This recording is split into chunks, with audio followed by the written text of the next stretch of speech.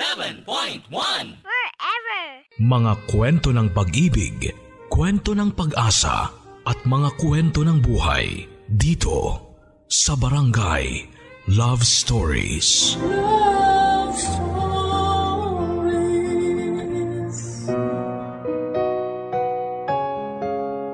Hanggang saan mo kayang manahimik sa nakikita mong pagmamaltrato sa iyong kapwa dahil natatakot ka na mapahamak at madamay sa gulo ng iba?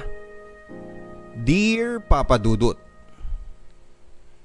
isang magandang araw po sa iyo at sa lahat ng ating mga kabarangay. Ako po si Andrea, taga Quezon City. 25 years old at pamilyado na ako. Ako po ay dating sales lady, Papa Dudut, sa isang mall, pero minalas na mawala ng trabaho dahil nga po sa pandemya. Kaya ngayon ay nag-online selling na lamang po muna. Dahil din po dito ay maraming oras na rin po akong nakikinig sa Barangay LS sa inyong programa. Sa awa naman po ng Diyos ay nakakaraos-raos naman kami ng pamilya ko sa ngayon, kahit na dalawa po kami ng asawa kong si Melvin na nawala ng trabaho. At tumututok na lamang po kami sa pag-resell ng mga pagkain online. Sa tingin ko po ay medyo nakagaan dahil isa pa lamang po ang anak namin. At dahil din sa tingin ko ay kahit papaano ay naging mabait po ang tadhana sa amin. Dahil na rin sa isang magandang bagay na ginawa ko noong ako ay nagbubuntis pa lamang. Gayunman, ang magandang bagay ding pong yon ang nakapagbigay sa akin ng iba yung lungkot at sakit sa dibdib ko na hanggang sa ngayon ay dinadala ko pa rin. At eto na nga po, Papa Dudut, ang gusto kong ibahagi sa inyo at sa ating mga kabarangay. Nakatira po kami sa isang bliss type na lumang building. At ang inuupahan po naming bahay ay pinagawa ng divider ng may-ari para pwedeng paupahan sa dalawang pamilya. Medyo masikip po ang espasyo, pero okay na rin po dahil mura lang naman ang upa namin. Dito na po kami lumipat ni Melvin matapos naming magpakasal at bumukod sa mga pamilya namin. Dahil malapit din po ito sa pinagtatrabahuhan niyang restaurant. Medyo maayos naman po ang lugar na nilipatan namin. Pero karamihan sa kanila ay magkakakilala na at kami lang ang baguhan. Kahit na building po siya ay halos ando na rin po ang lahat. May mga nagtayo ng maliliit na tindahan, may mga nagiinuman kung minsan at mga batang naglalaro sa pasilyo. Ang aming cashier po sa unit ay isang pamilya, mag-asawang nasa 40 to 50 years old na at may 3 anak. Ang panganay nila ay babaeng college na working student. Ang sumunod ay lalaki na parang magka-college na rin. At ang bunso naman ay nasa 12 to 13 years old na lalaki. Pero hindi ito nag-aaral dahil isa po siyang special child. Hello! Hello din. Ano pangalan mo? Andrea. Ikaw yung bago naming kapitbahay, no? Oo, ako nga. Ikaw, anong pangalan mo? Makmak. Nice to meet you, Makmak. Ha? Sabi ko, natutuwa ako na makilala ka. Ah! Ako rin! Ang ganda mo naman, Ate Andrea. Ay, thank you. May boyfriend ka na, ate? Ay, hindi. Asawa na. May asawa na ako. Ah, parang ang bata mo pa. 22 na ako. Ha? Ano yun? 22. Ano yun? 22 years old. Ah, matanda na ba yun? Oo. Ikaw, ilang taon ka na? Di ko alam. Di mo alam? Bakit hindi mo alam? Hindi ko alam eh. Ganun ba? Wala ka bang pasok ngayon, Makmak? Pasok saan? Sa eskwelahan. Ha? Di ka nag-aaral? Hindi. Makmak! Po! Nakuha mo na ba yung sukli ko kanina kay Aling Tess? Hindi pa po! Abay, punyemas ka naman bata ka. Inutil ka talaga. Kanino ko pa inutos ha? Kunin mo na! Opo! Sige ate, alis muna ako. Okay, sige Makmak. Simula pa lang po ay hindi na maganda ang vibe sa akin ng pamilyang katabi namin, Papa Dudut. Malimit po silang nagsisigawan at parang lahat ay palaging mainit ang ulo. Bagay na nakaka-stress po sa akin ng husto lalo pat buntis pa ako noon. Pero ang pinaka hindi ko po komportable ay dahil palagi nilang sinisigawan si Makmak. Lalo pat isa itong special child. Tansya ko po ay nasa 12 to 13 years old na nga po ang bata. Pero parang ang pag-iisip niya ay parang pampitong gulang pa lamang. At dahil nga po sa kanyang kondisyon ay parang bata nga rin po talaga itong kumilos at magsalita. Kung minsan ay parang nagwawala at nagtatantrums din siya. Bagay na parang hindi na pagpapasensyahan ng kanyang mga magulang at mga kapatid. Nung una ay sinusubukan ko pa rin pong intindihin ang kanyang mga kamag-anak dahil wala naman po ako sa posisyon nila. Bilang isang buntis at magiging ina na rin po ng panahon na yon, ay iniwasan ko rin pong husgahan sila kaagad dahil sigurado akong tiyak na mahirap para sa isang magulang ang magkaroon ng anak na may espesyal na mga pangangailangan at kondisyon. Bagay na ipinagdarasal ko po talaga noon na hindi naman dumapos sa ipinagbubuntis ko. Pero habang lumilipas po ang mga linggo ay mas nabahala na po ako sa aking mga naririnig na pagtrato nila kay Makmak.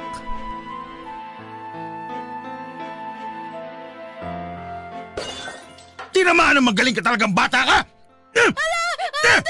Lintik ka! Magkakain kasi, kumain lang! Lintik mo, di ka pa mabubugtong pa ako! Leche ka ha! Inutil ka rin kasi tulad ng anak mo na to, Gloria! Bakit mo kasi binigyan ng babasagin na baso? Dapat yung plastic lang binibigay mo dito eh! Pakain ko sa inyo mag-ina itong bubog eh! Nasa hugasan lahat eh! Ito kasing si Lester, tatamad-tamad! Dapat hinugasan mo na yung lahat ng mga kinainan! Pihira! Bakit ako sinisisi nyo? Ako ba nakabasag? Ako ba may tililing? Di naman ako yung abnormal ah. Tumahimik ka ng lintik ka! Kundi mas lalo kang tatama sa akin! Gloria! Ilisin mo nga to! Lester! Ikaw na nga maglinis! Pambihira ako na naman eh. Ako ba nakabasag? Ba't di nyo ipalinis niyan kay Makmak? Tanga! Kita mo na nga mahina ang utak niyan eh. Gusto mo bang dumugo yung kamay niyang kapupulot ng mga bubog? Bihira ka! Di hayaan nyo magsugat-sugat yung kamay niyan para matuto. Uisit, ang dahil pa sinasabi! Linisin mo na, kundi pati ikaw tatama sa akin! Pesting buhay naman to. Bakit kasi hindi nyo pa ipasok sa mental yan para hindi tayo napeperwisyo pare-pareho? Sana masagasaan na lang yan. Diyos ko, eto na naman sila. Ano ba yan, Melvin? Mapapaanak ako ng maaga nito sa mga kapitbahay natin eh. Pabayaan mo na lang. Huwag ka na ma-stress. At saka kawawa si Makmak. Alam naman nila na special child yung bata. Tapos kinaganyan-ganyan nila. Baka pagod lang sa trabaho yung mag-asawa. Hala, kahit napagod pa yan, anak nila yon. Kadugo nila yon. Galing sa kanila yon. At saka kahit na may kondisyon yung bata, may pakiramdam pa rin yun. Sa nangyayaring yan, hindi malayong lumala pa yung kondisyon ng bata eh. Ay, pabayaan mo na. Huwag ka na lang magpa-apekto, lalo pat buntis ka. Melvin, natatakot ako. Paano kung yung anak natin? Anong ibig mong sabihin paano? Paano kung yung anak natin maging katulad ni Makmak? Huwag ka na mag-isip ng ganyan. Kakaisip mo ng kung ano-ano, lalo may stress yung anak natin eh. Pero paano nga kung mangyari? Sobrang dalang lang naman ng ganyang kondisyon. At saka alam ko na mamana yan. Wala naman sa atin ang may lahing ganyan. Hindi pa rin tayo nakakasiguro. Ay, tama na. Huwag ka na mag-isip ng kung ano-ano. Makakasama yan sa bata. Huwag ka na magpa-apekto sa mga yan.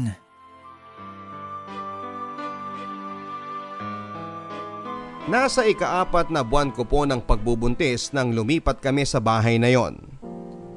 at sa stress ko sa mga sigawan sa kabila ng manipis na pader na humahati sa aming maliit na inuupahan ay pakiramdam ko ay mapapaanak ako ng hindi oras.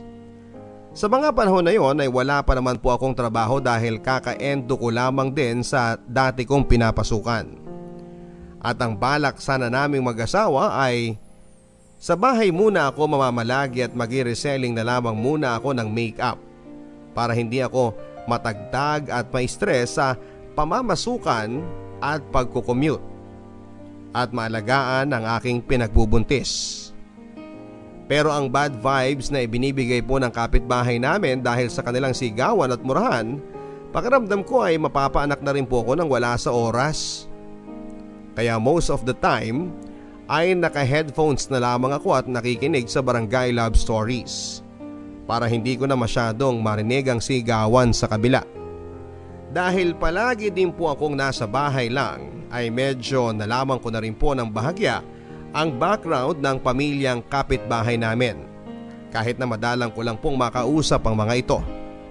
Ang padre di pamilya po ay parang 1 o 2 beses lamang sa isang linggo kung umuwi. Nagtatrabaho po ata sa isang factory sa Laguna.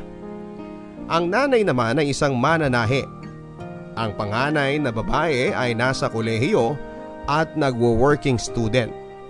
At ang panggitna naman po ay parang senior high school pero tamad namang mag-aral.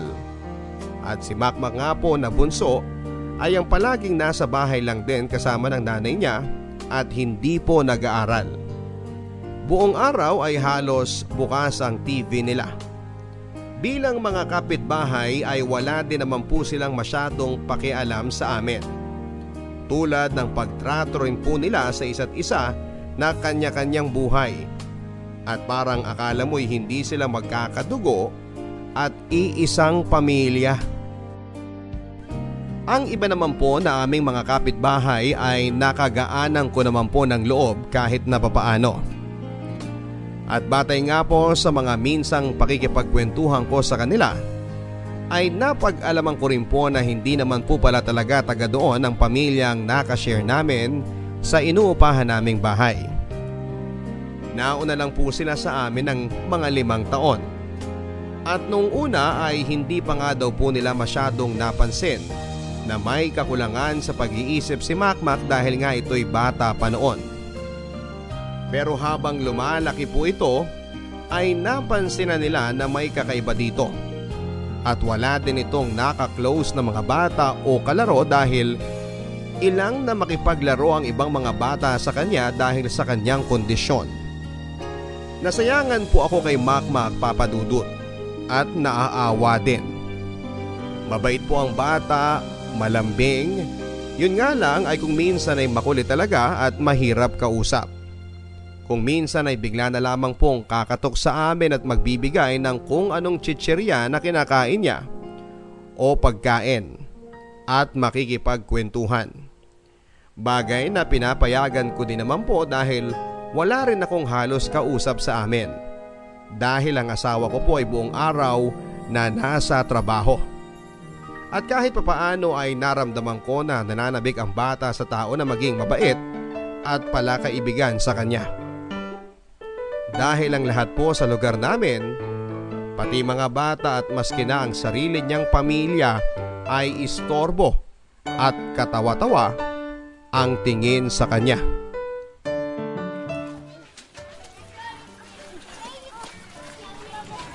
Pwede ako pasali? Oh, sino nakasunod?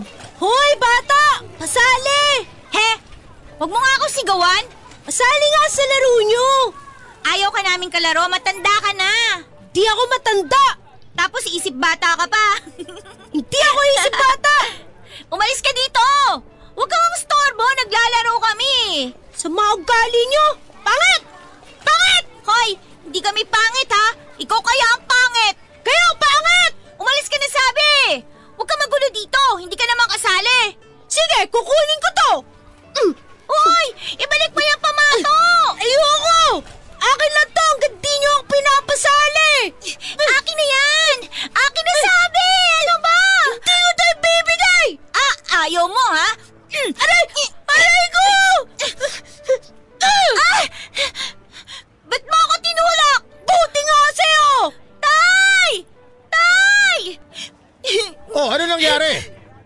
ka pa. Tinulak ako niya, no? Ikaw talaga lintik kang bata ka eh. Ang laki-laki mo na, nakikipag-away ka pa dito sa mga mas maliliit sa'yo. Anong nangyayari? Eh, yung sinto-sintong yan, tinulak yung anak ko eh. Ano, Tenten, nasaktan ka ba, anak? Opo! Pagpasensyahan nyo na, alam nyo naman yung kondisyon ng bata. Eh, kaya nga dapat kinukulong yan sa bahay. Mamaya kung ano pang gawin yan dito eh. Hindi naman ho siguro. Tsaka hindi naman po pwedeng ikulong lang yung bata. Hoy, huwag ka nga nakikialam dito. Ilayo mo sa akin yung sinto-sintong yan. Pauwiin mo niya sa kanila. Kung hindi, papabarangay ko yung mga magulang niyan. Isasama pa kita.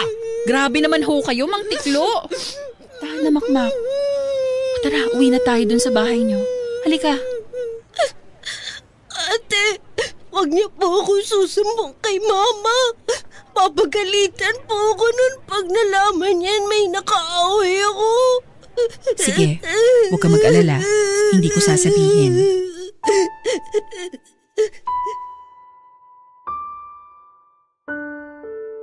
Nang pinagtanggol ko po si Makmak kay Mang Tiklo, ay bigla pong may kung ano akong naramdaman na awa at bugso ng damdamin para protektahan siya. Siguro po ay dahil sa ako ay buntis kaya ang motherly instinct ko ang naging malakas. Pero matapos po ng pagkakataong yon, nang nanindigan ako sa isang malaki, masungit at higit na malakas na lalaki kesa sa akin, ay may malaking bahagi po sa akin ang nakaramdam at nagdesisyon na maging tagapagtanggol at tagaprotekta kay Makmak.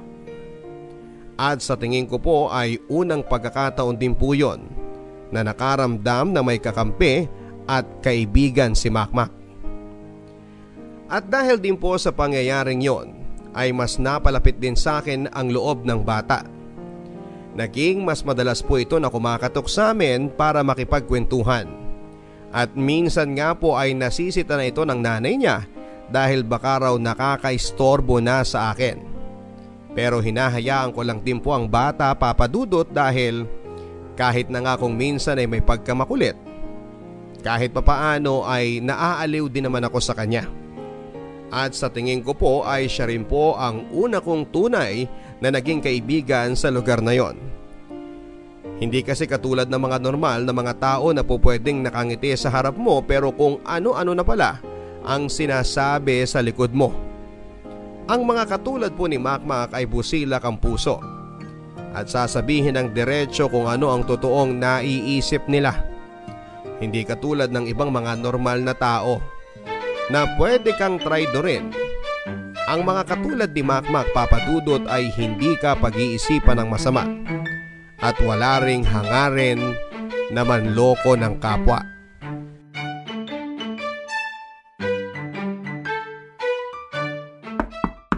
Sandali lang!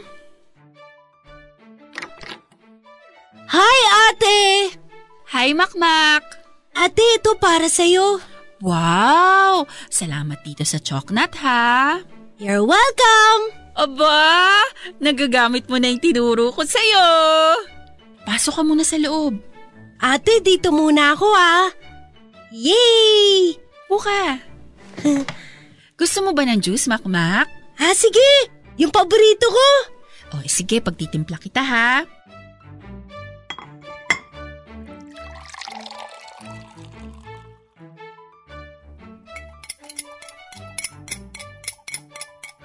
Ito. Thank you! Wow, very good! Marunong nang mag-thank you!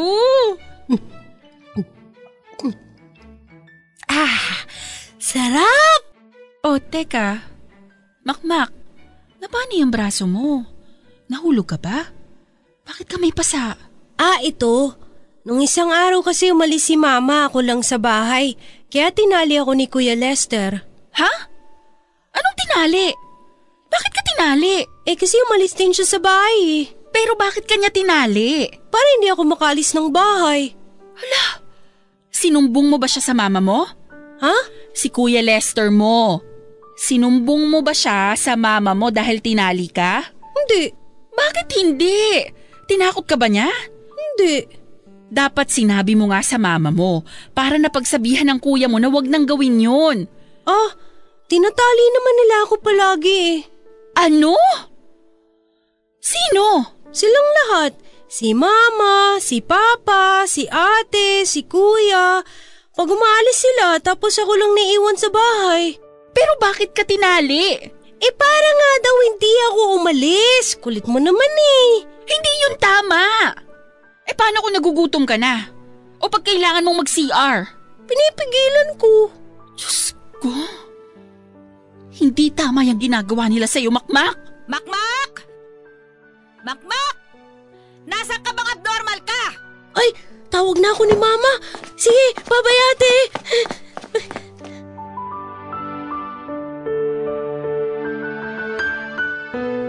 Kinilabutan po ako sa sinabing yon ni Makmak, Papa Dudut. Hindi ako makapaniwala na nagagawang saktan siya ng pamilya niya. At ang itali pa siya na parang hayop lang kapag kailangan niyang maiwang mag-isa lang sa bahay. Gayon pa man ay 1,000 mga bagay pa rin ang tumatakbo sa isipan ko noon. Inilagay ko din po ang sarili ko sa posisyon ng mga magulang ni Makmak.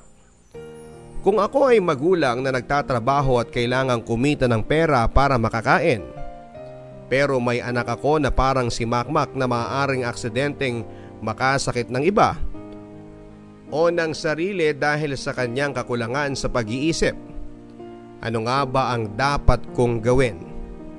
Paano kung wala nga akong mapag-iwanan sa kanya? Wala namang tayong mga daycare sa Pilipinas na libre at sagot ng gobyerno para mapag-iwanan sa bata, lalo na sa mga kagaya ni Makmak. Kapag kumuha naman ako ng bantay ay kailangan ko rin itong bayaran. At kung hahayaan ko lang naman si Makmak at ilak lang sa bahay, paano kung maglaro ito ng kung ano-ano na pwedeng simula ng sunog? Kapag hindi ko naman kinandado ang bahay, paano kung umalis ito, mawala at hindi na makabalik pa? Pero sa lahat ng mga sitwasyong iniisip ko na maaaring pinagdaraanan ng mga magulang ni Makmak, ay isa pa rin po ang isinisigaw ng aking konsensya at puso, Papa Dudut, na mali ang kanilang ginagawa kay Makmak. At kung ginagawa din ng mga kapatid ni Makmak ang pagtatali sa kanya kapag sila ay umaalis ng bahay, ay hindi rin naman sila po pwedeng sisihin din dahil mga bata pa rin naman sila. Kaya ang mga magulang lang talaga ang dapat nasisihin dahil sila ang dapat na gabay at maging huwara ng tamang asal at moralidad sa kanilang mga anak. At dahil binabagabag po ako ng husto ng aking nalaman tungkol sa pagtatali ng mga magulang at ng mga kapatid ni Makmak sa kanya, kapag sila ay umaalis ay kinausap ko po noon si Melvin tungkol dito. Maski rin po si Melvin ay nagulat at naasiwa sa ginagawang yon ng pamilya ni Makmak. Pero nang tinanong ko si Melvin kung ano ba ang dapat naming gawin, ay doon na po medyo umatras si Melvin. Huwag na lang daw po kaming makialam dahil kapitbahay lang naman kami. At wala pa namang nangyayaring masama sa bata. At nang sinabi ko na hihintayin pa ba namin na may mangyaring masama sa bata, ang sabi lang po sa akin ni Melvin ay umiwas na lamang daw po kami sa gulo. Lalo pat bago pa lamang kami sa lugar na yon. Hindi po ako makapaniwala sa naging pasya ni Melvin, Papa Dudut. Lalo pat buntis ako at magiging ina na. Hindi ko maatim kung paanong natitiis ng mga magulang ni Makmak na itrato siya ng ganon. Wala ba silang lukso ng dugo na nararamdaman sa bata? Hindi na ba nila nakikita si Makmak na tao? At dahil ilang gabi rin po akong hindi mapakali sa kakaisip sa pagmamaltrato ng mga kapitbahay namin sa sarili nilang kadugo, ay nagpasya po ako na kausapin ang nanay ni Makmak, Papa Dudut. Kahit na sinabihan pa ako ni Melvin na huwag nang makialam.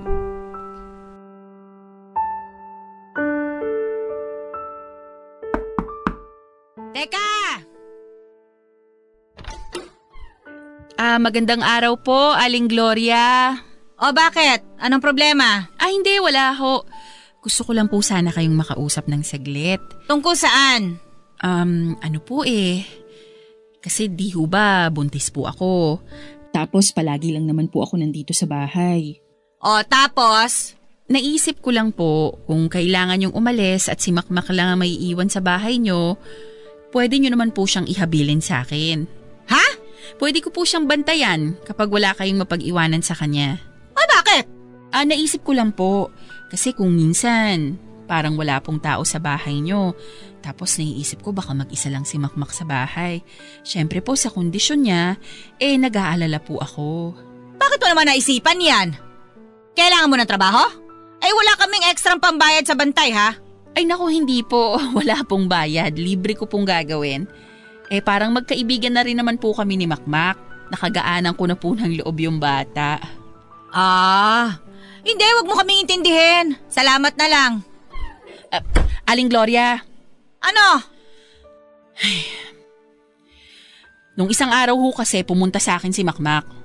Tapos nakita ko ho may pasa siya sa braso. O tapos? Bata yan sintu-sintu pa. Malamang tumama yan sa kung saan lang. Ang sabi niya ho sa akin dahil daw po yun sa pagkakatali sa kanya ng Kuya Lester niya. O ngayon? Kaya nga po ako nagbobolontaryo na akong magbabantay sa bata. Kesa naman pong ganyan na itinatali niyo siya kapag wala kayo sa bahay. Ano gusto mong palabasin ha? Na masama kaming magulang? Ay hindi naman po yun sa ganon. Yun ang pinapalabas mo ha? Akala mo kung sino ka? Bagong salta ka lang naman dito. At hindi ka pa ina. Kaya huwag ka magmamagaling dyan. Hindi mo alam kung anong hirap ang dinaranas namin dyan sa batang yan. Pero Aling Gloria, anak niyo ho si Makmak. Kadugo niyo yan. Kahit ganyan yung kondisyon niya, tao yan. Huwag niyo naman pong itrato na parang aso yung bata na tinatali niyo. Hoy Andrea, mag-ingat ka dyan sa mga lumalabas sa bunganga mo ha. Hindi namin tinatrato na parang aso yung bata. Yan ang sa tingin namin na mas mabuti para sa kanya. Hindi kasi nakakapag-isip yan ng tama. Pero nasasaktan nga yung bata. O yan ba ang sinumbong niya sa'yo? Hindi siya nagsumbong. Naisip ko lang nung nakita ko yung mga pasa niya. Pwes, wag kang makialam. Makialam ka kung ang lumabas dyan sa sinapupunan mo ay kulang-kulang din ang utak. Pero ngayon, wala kang karapatang makialam. Buhay namin ito. Pabayaan mo kami.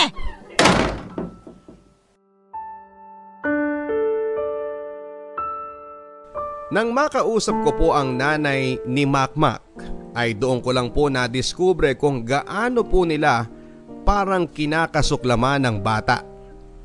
Pero naisip ko po na marahil ay ganon ang kanyang reaksyon sa kanyang anak. Dahil baka hindi rin po niya matanggap na nagkaroon siya ng isang anak na may kakulangan sa pag-iisip. Marahil ay sinisisi po niya ang kanyang sarili sa naging kondisyon ni Makmak. O baka marahil ay naiisip niya na may mali sa lahi nila mag-asawa. Kaya't kagaya ni Makmak ang lumabas sa kanila. Isang bagay na hindi siguro nila matanggap at baka posible pa nga pong ikinakahiya nila. Kaya mas lalo po akong nalungkot at nabahala para kay Makmak. Ngunit isa pong ikinabahala ko ay mula nang kausapin ko ang mga magulang ni Makmak ay madalang ko na rin po itong nakikita. Hindi na po kasi kumakatok sa amin at nakikipagkwentuhan sa akin kagaya ng dati. Kung minsan nga po pakiramdam ko ay iniiwasan ako ng bata. Dito po ako kinabahan ng husto dahil parang nakasama palalo ang pakikipag-usap ko sa nanay ni Makmak. At baka dahil sa nangyari ay mas naging malupit sila sa bata.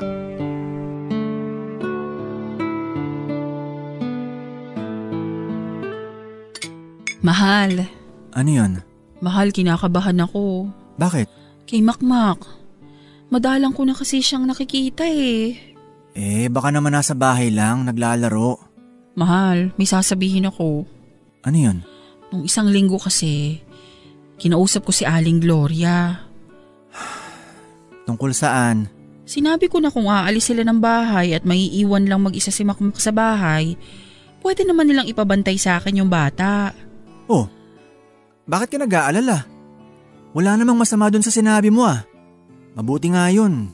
Nagkakawang gawa ka pa. Kasi nabanggit ko sa kanya na alam kong tinatali nila si Makmak. Ay, mahal naman. Bakit mo sinabi yun? Bigla ako nalang nabanggit Kasi gusto na niyang tapusin agad yung usapan. Nag-aalala ako dun sa bata. Dyan sa anak natin, hindi ka nag-aalala? Melvin naman. Pwede naman ako mag-alala sa pareho. Ano namang kinalaman nun? Paano kung malaglag yung bata? Di ba, kaya nga hindi ka muna nagtrabaho para hindi ka matagtag at maalagaan mo yung anak natin? Tapos ngayong andito ka naman sa bahay, problema ng ibang taong gusto mong akuin. Melvin, ang dali para sa'yo. Kasi hindi ikaw ang nakakarinig ng mga away at iyak ng bata sa kabila. Ako buong araw ako nandito. Ako ang nakakarinig sa lahat. Di wag mong pakinggan. Makinig ka sa radyo. So ang gusto mong gawin ay magbingi-bingihan ako at magbulag-bulagan sa nangyayari sa kabila? Melvin, ikaw pa ba yung kausap ko? Hindi ko kaya na walang ginagawa habang nakikita kong may naghihirap sa paligid ko. Tingnan mo. Ngayon, mukha nakakuha pa tayo ng kaaway. Kakapakialam mo dyan, di parang mas lalo pang nakalala. Hindi na pinapalabas yung bata. Yun ang kinakatakot ko eh. Pabayaan mo na. Tapos na eh. Wala ka na magagawa. Pero paano kung mas lalo nilang tinatali yung bata sa loob? Paano kung pinarurusahan nila lalo yung bata? Parang umiiwas na nga sa akin si Makmak eh. Kaya nga wag mo nang dagdagan. Pabayaan mo na sila. Ang intindihin mo si baby, okay? Huwag ka na magpa-stress sa problema ng ibang tao. Walang madudulot na maganda yan sa atin.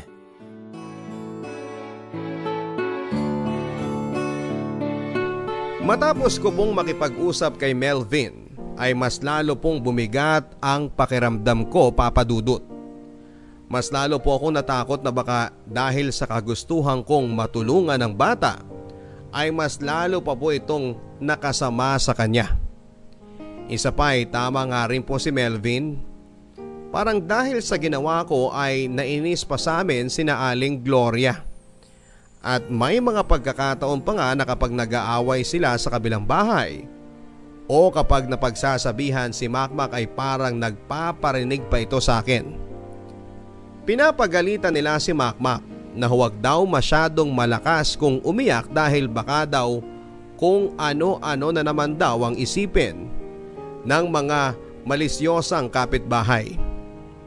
Ang hindi ko po nabanggit kay Melvin ay bukod kay Aling Gloria ay nakaaway ko rin po si Mang Tiklo na tatay ni Tenten, ang batang nakaaway ni Makmak. Mula nang namagitan ako sa pamamatok niya kay Makmak noong nag-away ang dalawang bata, ay naging masungit na rin po ito sa akin at kung minsan nga po kapag bumibili ako sa tindahan o naglalakad ako sa pasilyo at natsetsempohan na naroon din siya ay tinitingnan ako ng masama. Sabay parinig na ingat kayo, may sawsawera. Pero pinalampas ko na lamang po ang lahat ng yon, Papa Dudut, kahit na gustong gusto ko na rin pong pumatol kung minsan. Iniisip ko na lamang po ang sinabi sa akin ni Melvin na kailangang kumalma ako at gawing priority ang kalagayan ng magiging anak namin. At kahit na mahirap po sa kalooban ko, ay pinilit ko na lang pong hindi magpaapekto sa mga sigawan. At maski sa pag-iyak ni Makmak sa kabilang bahay. At nang tumagal ay parang naging manhid na nga rin po ako, Papa Dudut. Umabot na ako sa punto na naging normal na lamang sa akin na may magulo, maingay at komplikado kaming mga kapitbahay. Nang tumagal kung minsan ay hindi ko na nga po napapansin na nag-aaway o nagsisigawan sila habang may pinapanood akong nakakatawa na video sa social media. Sa madaling sabi ay nawala na po ako ng pakialam, Papa Dudut. Kung minsan ay bigla-bigla ko rin pong naaalala na tinatali si Makmak ng mga magulang niya. Pero kaagad ko rin pong isinasantabi ang impormasyon na ito at binabaliwala. Sa isip ko ay ganun talaga. Wala na akong magagawa pa. Bukod pa dyan ay parang nasanay na rin po ako na halos hindi ko na nakikita si Makmak. Hanggang sa isang araw nang kumatok siya ulit sa pintuan namin. Sandali lang! Sino yan? Hi, ate! Oh, Makmak! May pipigay ako sa'yo. Uy, salamat! Paborito mo yung choknat, di ba? Binigyan ako ni Aling Linda kaya bibigyan din kita. Naku, maraming salamat. You're welcome!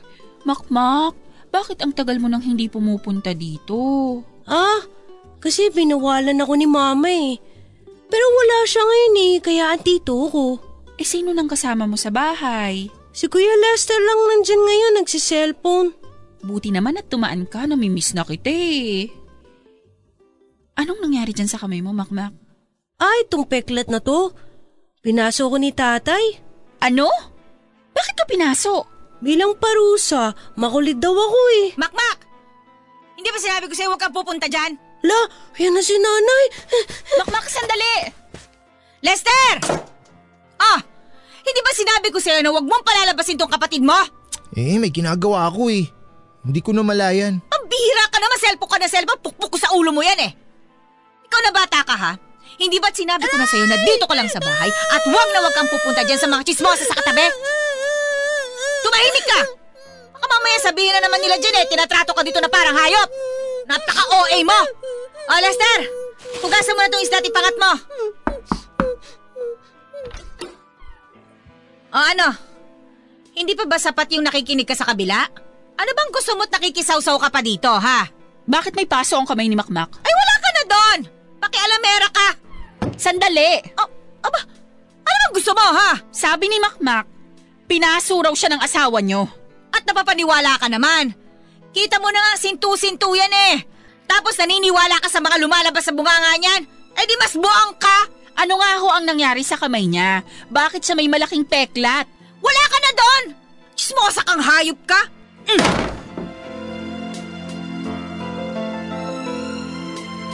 Muli pong danumbalik ang lahat ng galit ko sa pamilya ni Makmak, Papa Dudut. At kasabay po noon ay tinamaan din ako ng matinding guilt. Guilt dahil kinalimutan ko ang kalagayan ni Makmak. At guilt dahil ako na nga lang po ang pupwedeng makatulong kay Makmak, binigo ko pa siya. Kinausap kong muli si Melvin tungkol sa nangyari. At kagaya ng dati, ang sinabi pa rin niya sa akin ay huwag daw akong makialam. Ipinipilit ko po sa kanya na kapag pinatagal pa namin yon ay baka mas malala lang ang gawin nila sa bata. At nang sinabi ko po kay Melvin na isumbong na namin ang aming kapitbahay sa mga otoridad ay naggalit po siya sa akin. Tulad po ni Aling Gloria, ang sabi sa akin ng asawa ko ay huwag daw akong masyadong OA. Huwag daw akong magpadalos-dalos dahil hindi naman namin alam ang buong sitwasyon. Nagtampo po ako kay Melvin, Papa Dudut. Gayon pa man ay hinanda ko na rin po ang sarili ko. Nagre-research po ako online ng mga tao at grupo na po pwedeng makatulong kung sakasakali na umabot sa puntong kailangan ko na talagang i-report ang mga magulang ni Makmak. At matapos nga lang po ng ilang linggo ay kinailangan ko nang gawin yon.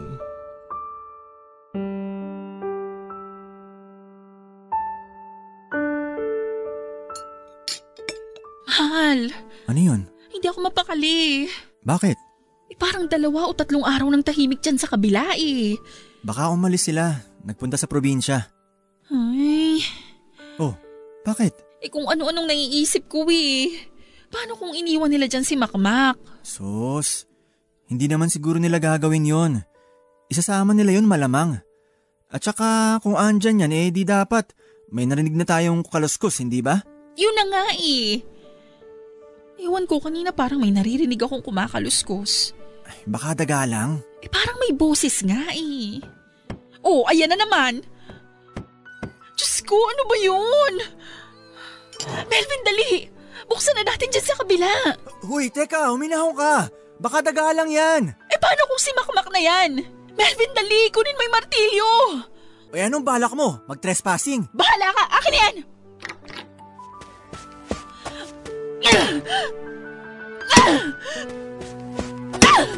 Huminahon ka.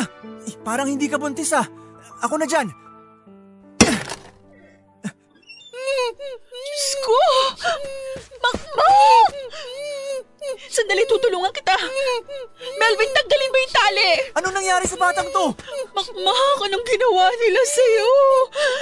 Diyos ko, dito ka na naihi at nadumi sa salawan.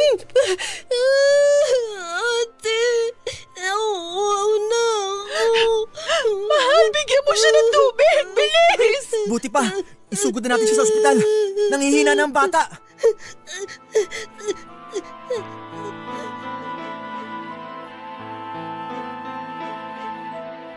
Nang matagpuan po namin si Makmak ay nakahandusay ito. Nakatali ang mga kamay at ang mga paa. Basa ang salwal dahil sa ihi at tae. Nagdidiliryo din siya. Nang nahimasmasan na po at naging maayos na ang lagay ni Makmak sa ospital, ay doon po niya dahan-dahang naikwento ang nangyari. Nalaman po namin na binigyan pala siya ng pampatulog at nang magising na siya, nakakulong na siya sa loob ng kwarto. Nakatali pa ang mga kamay, paa at may busal pa ang bibig. At halos magtatatlong araw nang hindi umiinom at kumakain. Hindi ko po ma-imagine, Papa Dudut, kung anong klaseng hirap ang dinanas ni Makmak. Pero mas mabigat pa po ang naramdaman kong guilt. Wala kaming kaalam-alam ng asawa ko na ilang metro lang ang layo sa amin ay mayroon na palang isang bata na nakakulong at nagdidiliryo na sa gutom at uhaw. At mas lalo pa pong bumigat ang dinadala ng aking konsensya.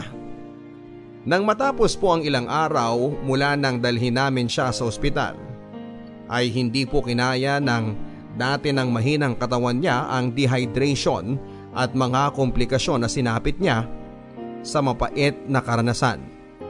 Binawian po ng buhay si Makmak, Papa Dudut. Sa tulong po ng ospital at sa pagdunog ko sa tulong ng organisasyon na nahanap ko online, kinasuhan po ang mga magulang ni Makmak. At batay sa investigasyon ay umuwi pala mula sa probinsya ang mga magulang ni Makmak dahil may inaasikasong lupa. Naiwan ang magkakapatid sa bahay pero ang panganay nila ay naglakwatsa rin kasama ng mga kaibigan. At naiwan na lang po si Makmak at ang kuya Lester niya. Matapos ang isang araw ay umalis din ang kuya ni Makmak at naglarmienda rin kasama ang mga barkada. Pero bago po ito umalis ay binigyan muna ng pampatulog si Makmak, itinali, binusalan at ikinulong sa kwarto. Naging malaking gulo at usap-usapan po sa lugar namin ang nangyari kay Makmak at ang kasong hinaharap ng mga magulang niya. At doon lang din po tinabla ng konsensya ang mga kapitbahay namin. Kaya nabaliktad na po ang sitwasyon. Kung dati chismosa at sausawera ang tingin nila sa akin, ay bigla akong naging bayani sa paningin nila. At ang mga dating tumatawa at nambubuli kay Makmak dahil sa kanyang kondisyon ay abot langit na rin po ang naging pagsisisi. Samantala ay hindi nagtagal ay umalis na nga rin po ang pamilya ni Makmak sa lugar namin. At dahil nakulong ang mga magulang ni Makmak ay nagkawatak-watak din po ang mga bata na kinupkup na muna ng pansamantala na mga tiyahin at tiyuhin. Matagal po bago ako tuluyang nakarecover sa aking pagluluksa sa nangyari kay Makmak, Papa Dudut. At magpahanggang sa ngayon ay may bahagi sa akin pa rin ang nagigilty dahil pakaramdam ko ay kulang ang nagawa ko. Ilang buwan din po akong hindi nakatulog dahil sa pagkabagabag sa pagkamatay ni Makmak. At halos araw-araw ay umiiyak ako noon at humihingi ng tawad kay Makmak sa aking mga panalangin.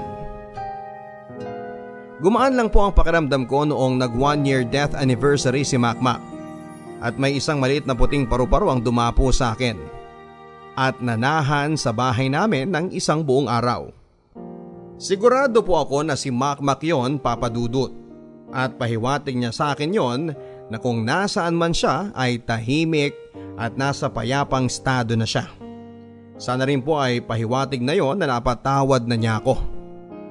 Gayon pa man ay may bagong bumabagabag sa amin ng asawa ko, Papa Dudut. Ang panganay po kasi namin ay 2 taon na pero hindi pa rin nagsasalita. May mga nagsasabi na baka daw po pipi, bingi o may autism ang anak namin. Kaya pagkatapos ng quarantine ay balak po namin na ipatingin siya sa espesyalista.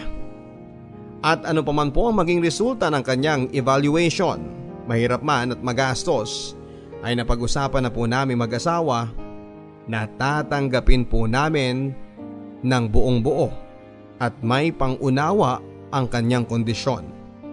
Sa totoo lang po ay may bahagi sa akin ang nag-iisip na kaya siguro nag-cruise ang landas namin ni Makmak ay para maihanda ako ng Diyos kung sakasakaling matukoy man ng doktor na special child din ng anak namin ni Melvin. Sana po ay naibigan ninyo ang aking kwento, pati ng ating mga kabarangay. At sana kahit na papaano ay maka-inspire po ang aking karanasan sa ibang mga tao na makialam, tumulong, at hindi magbulag-bulagan kapag may nakikita silang naaapi at nangangailangan. Ang inyong forever kapuso at kabarangay, Andrea.